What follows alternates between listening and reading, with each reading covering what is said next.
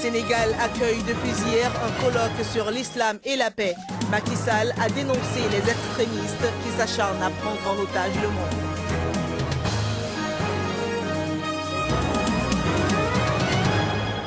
Au Burkina Faso, on parle plutôt de la demande d'annulation de la mise en accusation de Blaise Compaoré. Une action intentée par des députés proches de l'ex-président.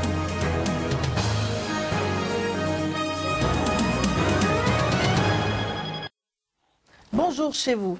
Au Nigeria, l'armée soutient avoir libéré lundi 30 otages de Boko Haram, dont 21 enfants et 7 femmes. Ceci au cours d'une opération militaire contre ce groupe islamiste à Dikwa, dans le nord-est du Nigeria. Cette ville, faut-il le rappeler, avait été prise par Boko Haram, puis libérée par l'armée tchadienne en avril. Retombée par la suite sous contrôle islamiste, Dikwa a été à nouveau libéré par l'armée nigériane la semaine dernière. L'opération qui a conduit à la libération des 30 otages visait à débarrasser cette ville de ses environs des terroristes de Boko Haram. Que se passe-t-il donc au Cameroun? Il faut dire que le Cameroun poursuit sa lutte contre Boko Haram. Quelques 2000 soldats supplémentaires seront déployés dans la région de l'extrême nord du pays et frappés ces derniers jours par une vague d'attentats. C'est du moins des mesures prises par les autorités du Cameroun. Reportage. Près de 2000 soldats supplémentaires bientôt déployés dans la région de l'extrême nord du Cameroun pour y assurer la sécurité des personnes et des biens. C'est la mesure prise par les autorités camerounaises en réponse aux attentats suicides sans précédent enregistrés en 2 semaines dans cette partie du pays. Attaque attribuée aux islamistes de Boko Haram qui semblent aujourd'hui avoir changé de méthode après 2 ans de raids meurtriers et d'enlèvements. C'est une armée qui aujourd'hui se serait dispersée au point où elle ne parvient plus à se retrouver.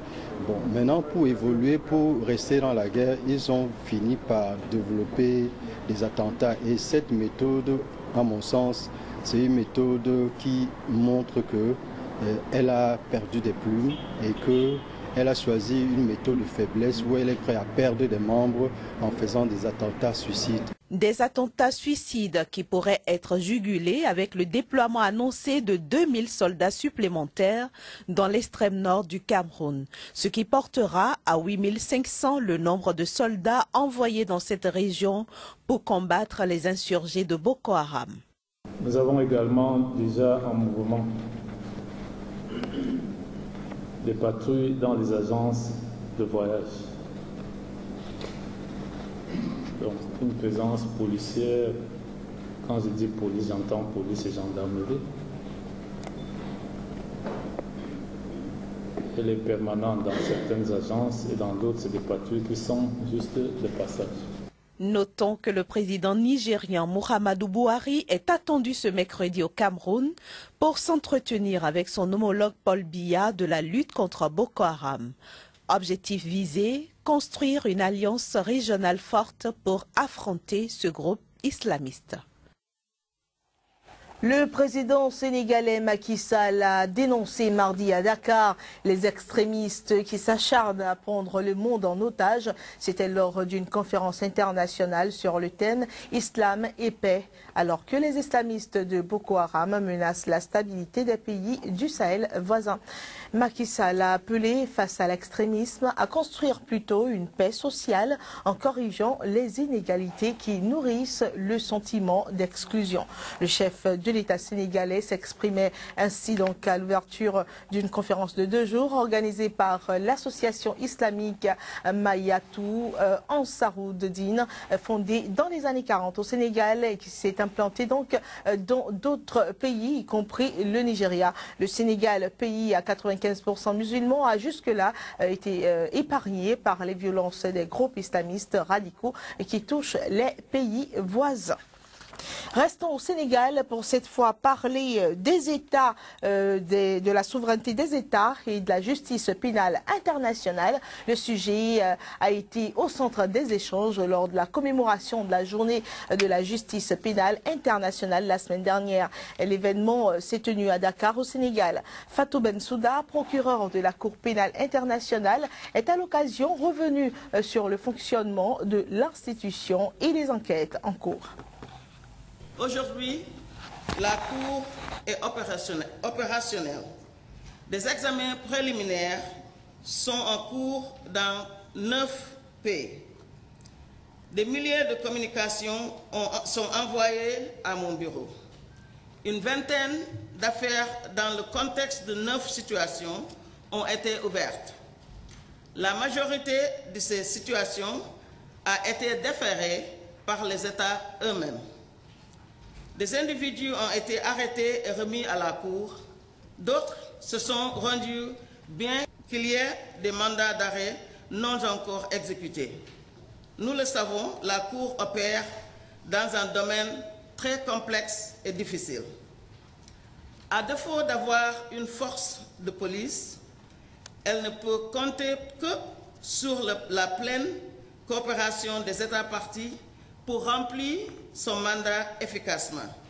C'est pourquoi nous avons plus que besoin de l'appui des États pour que les fugitifs soient arrêtés et remis à la Cour. De nombreux défis nous attendent encore. C'est pourquoi nous ne devons pas nous détourner de l'essentiel. Et c'est lutter contre l'impunité pour les crimes les plus odieux et donner une voix aux victimes.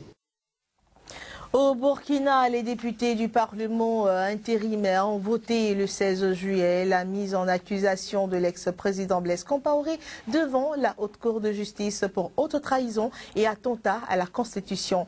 9 députés proches du camp Compaoré ont en effet introduit vendredi un recours en anticonstitutionnalité de cette décision. Présenté par 30 députés, ce texte a été adopté en séance plénière du Conseil national de transition par 60 députés sur les 63 votants. 3 se sont abstenus.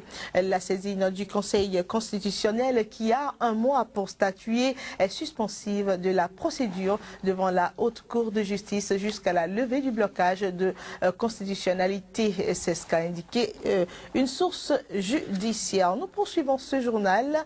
Direction le Zimbabwe. Une organisation caritative a accusé mardi un Américain d'avoir tué le lion préféré des touristes connu sous le nom de Cécile. L'organisation a ajouté que ce lion avait été tué pendant une chasse au tir à l'arc et que l'animal aurait mis près de 40 heures à mourir. Eh bien, ce félin était jadis source de revenus touristiques pour le pays. Cécile, un lion mâle de 13 ans, vedette du parc et célèbre pour sa crinière noire, a été abattu par un dentiste américain du nom de Walter James. L'an dernier, le Zimbabwe a drainé, grâce à ce félin, 50 000 visiteurs. Une véritable source de devises pour ce pauvre pays d'Afrique australe. Walter James Palmer est arrivé dans le pays au début du mois de juillet et était attiré, même si nous n'en sommes pas entièrement certains, par ce lion en particulier. La valeur de ce lion sur le marché, qui est un trésor, doit être de 100 000 $. Les informations que nous avons reçues jusqu'à maintenant démontrent qu'il a eu un échange d'argent d'environ 55 000 $. L'Afrique australe, célèbre pour ses immenses réserves animalières riches de félins, éléphants et autres rhinocéros, attire chaque année des chasseurs du monde entier. Lors d'un safari en 2010 au Zimbabwe, les fils de Donald Trump avaient été épinglés après avoir posé autour d'une dépouille de léopard et d'une queue d'éléphant coupée au couteau. En 2012, le roi d'Espagne avait dû s'excuser pour s'être offert une coûteuse expédition de chasse à l'éléphant au Botswana alors que son pays était en pleine crise économique. Plus récemment, en Namibie, un chasseur texan a fait scandale en payant 350 000 $ pour tuer un rhinocéros noir. Ceci a offusqué de nombreux défenseurs de la nature qui s'étaient émus de la chasse d'un animal en voie de disparition. Aux États-Unis, Le mémorial improvisé s'était formé mardi soir devant le cabinet du dentiste américain accusé d'avoir tué Cécile. À Harare, ses complices comparaissent mercredi. Et c'est avec ce reportage sur la mort de Cécile que nous passons à la revue de presse. Joël Tongi, bonjour. Bonjour Claire et bonjour à tous. Alors nous démarrons la revue de ce matin par des nouvelles de la Libye où le verdict de Saif al-Islam est sans recours. Tout à fait. À sa une, Burkina 24 placade. Saif al-Islam, le fils de Kadhafi, condamné à mort. C'est à la une de Burkina 24. Afrique.com relève, il n'est pas seul. Lui et 8 autres proches ont été condamnés à mort. Ils écopent donc de la peine à perpétuité. Jeune d'Afrique mentionne la nouvelle en vaut la peine. Saif al-Islam, Kadhafi et 8 proches de l'ex-dictateur libyen condamnés à mort.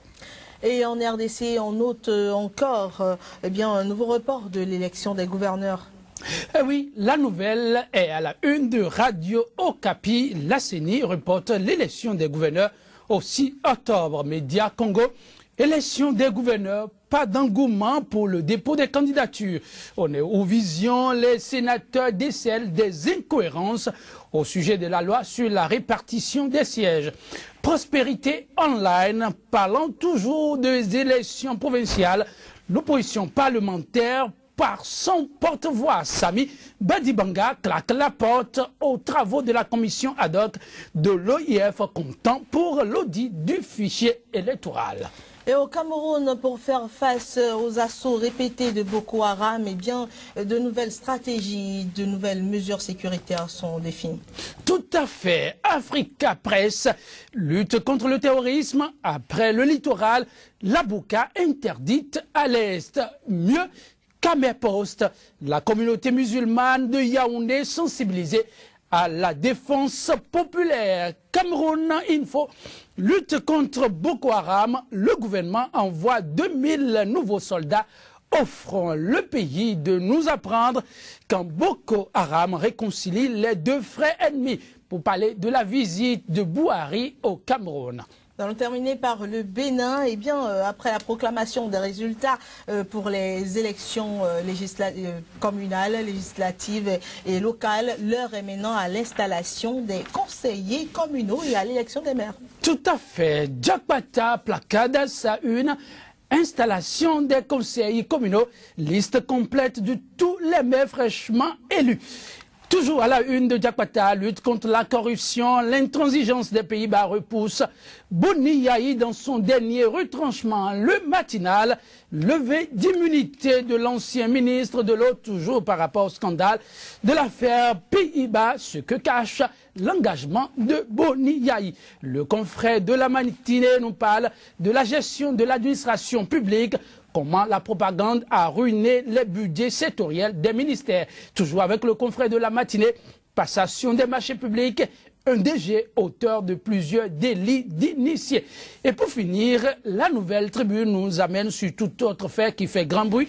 Miss Bénin 2015, l'État qui discrédite l'élection de Sylvia Fandoran. Merci à vous, Joël Yetonji, pour cette revue de presse. Je vous en prie, toujours un plaisir d'être au rendez-vous. Merci à vous. C'est la fin de cette édition. Merci de nous avoir suivis et à bientôt.